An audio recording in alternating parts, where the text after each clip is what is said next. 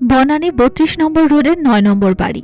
গত বৃহস্পতিবার দিবাগত রাত ১:৩০টার দিকে ৬ তলা এই বাড়িটিতে ভয়াবহ বিস্ফোরণের ঘটনা ঘটে। ভবনের পূর্ব পাশের ৫ তলার A/4 ফ্ল্যাটটিতে থাকতেন পরিবার নিয়ে শামসুল আলম। বিস্ফোরণে এই ফ্ল্যাটের সামনের একটি কক্ষ পুড়ে ছাই হয়ে গেছে। মেঝেতে পড়ে আছে কিছু কঙ্কাল। এগুলো ম্যাট্রেসের ভেতরে স্প্রিং এর কাঠামো আর চেয়ারের স্টিলের ফ্রেম।